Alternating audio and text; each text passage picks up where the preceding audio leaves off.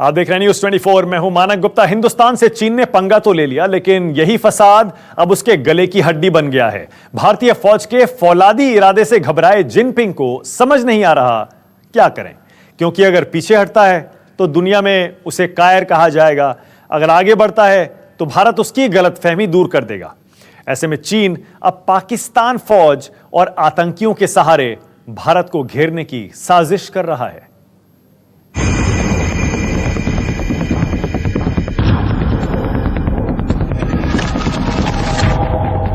हिंदुस्तान के दम से चीन बेदम।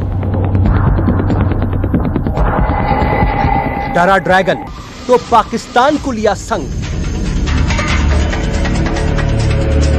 एलएसी से लेकर एलओसी तक घेराबंदी की साजिश। दुनिया की सारी गलतफहमी दूर हो गई। चीन की सारी हेकड़ी खाक हो गई। जो मुल्क दुनिया का सिकंदर बनने का ख्वाब देखता था, उसे हिंदुस्तान ने पाकिस्तान जैसे कमजोर मुल्क की मदद लेने पर मजबूर कर दिया। जी हां, हिंदुस्तान के फौलादी इरादे देखकर चीन ने अब पाकिस्तान की बुज़दिल फौज के जरिए हमारे खिलाफ दो तरफा फ्रंट खोलने की तैयारी की है। एलएसी पर चीन की पीपुल्स लिबरेशन आर्मी और एलओसी पर पाकिस्तान की फौज के 20-20 हजार जवान भारत को घेरने की नाकाम कोशिश कर रहे हैं।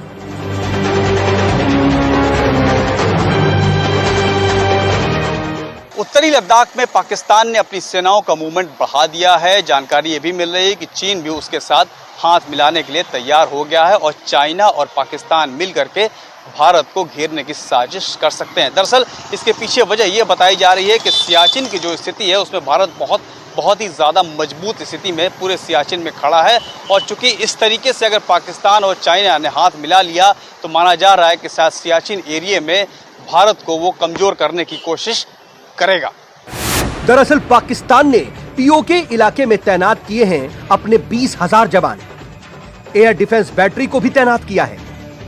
इधर चीन ने भी एलएसी पर 20,000 जवान तैनात किए हैं। चीन पाक की भारत के खिलाफ दो तरफा वार की साजिश नजर आ रही है। जम्मू कश्मीर और लद्दाख में टू फ्रंट वॉर की तैयारी दिखाई दे रही है।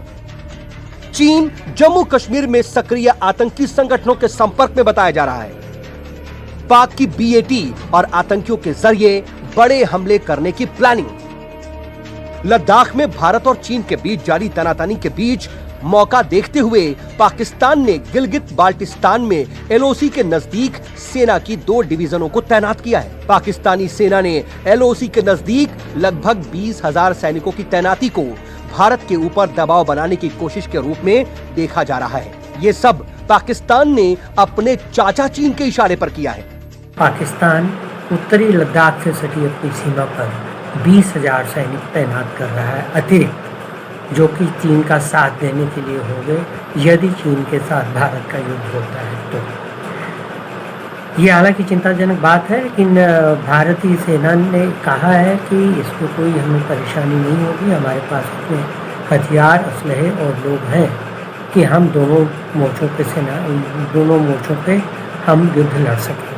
चीन की खोखली ताकत का इससे बड़ा सबूत और क्या होगा कि चीन को हिंदुस्तान से मुकाबला करने के लिए न सिर्फ पाकिस्तानी फौज बल्कि पाकिस्तानी आतंकी गुटों के आगे भी गिड़गिड़ाना पड़ रहा है। सूत्रों के मुताबिक चीन पाकिस्तान के आतंकी संगठनों से बात कर रहा है। चीनी अधिकारी जम्मू कश्मीर में हिंसा भड़काने के लिए आतंकी समूह अल बदर से बातचीत कर रहे हैं, जिससे साफ संकेत मिलते हैं कि सीमा पर चीन और पाकिस्तान मिले हुए हैं।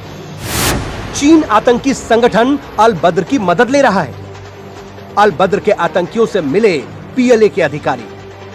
पीओके में चीन के सैन्य अधिकारियों की आतंकियों से मुलाकात।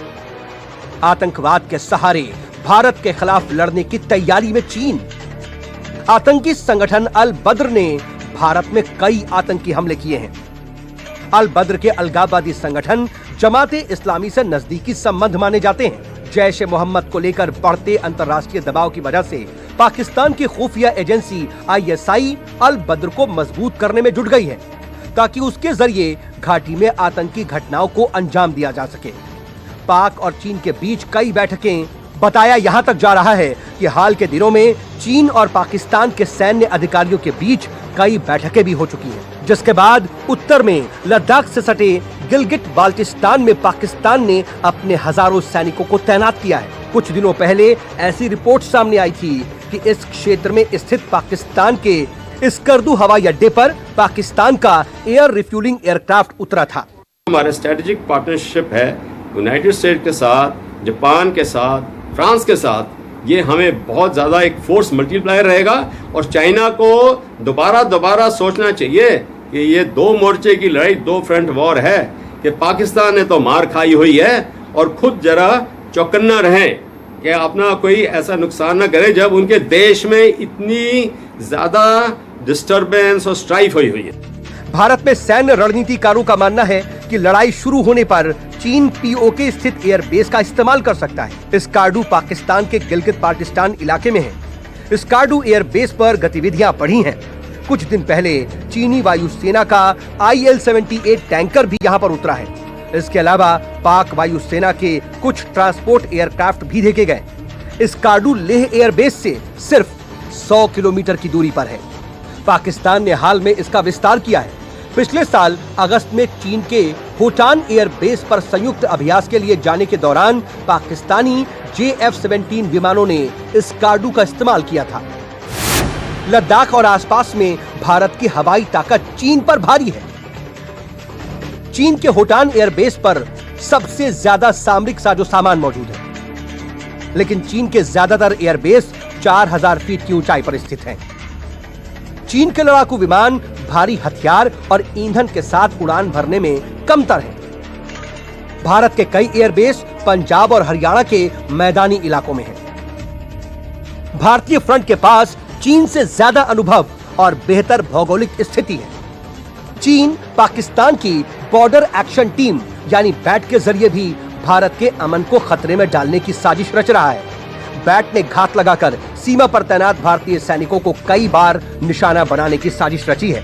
चीन पाकिस्तान की एलीट BAT यानी बॉर्डर एक्शन टीम को तैयार कर रहा है, जिसको तैयार किया था इसको और ट्रेनिंग दे रहा है भारत में इन्फिल्ट्रेट करने के लिए। ये बॉर्डर एक्शन टीम जो है ये बहुत ही खूंखार टाइप की टीम है, जिसको हर तरह की ट्रेनिंग दी जाती है।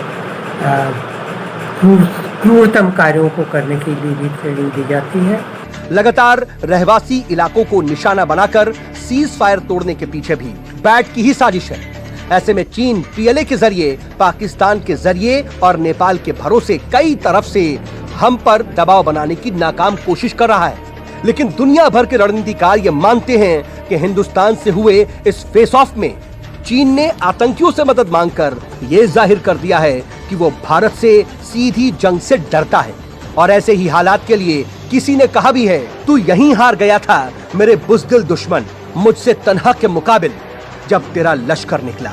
प्रशांत देव, दिल्ली, न्यूज़ 24।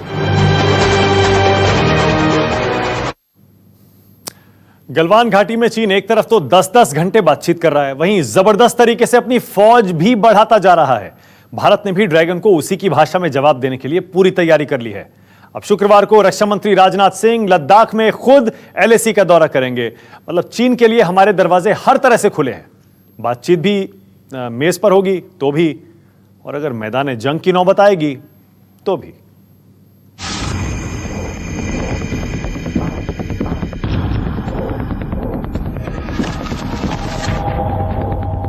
गलवान घाटी पर चीन और भारत के तनाव में फिलहाल कोई कमी नहीं है। कई दौर की बातचीत बेनतीजा रह चुकी है। ऐसे में चीन ने भारत पर दबाव बनाने के लिए LAC पर 20,000 जवान तैनात कर दिए हैं। खास बात यह कि चीन ने बैकअप के लिए 10,000 जवानों को LAC से कुछ दूरी पर रोक दिया है। मतलब एक तरफ बातचीत का दिखावा तो दूसरी तरफ जंग की तैयारी कर रहा है ड्रैगन।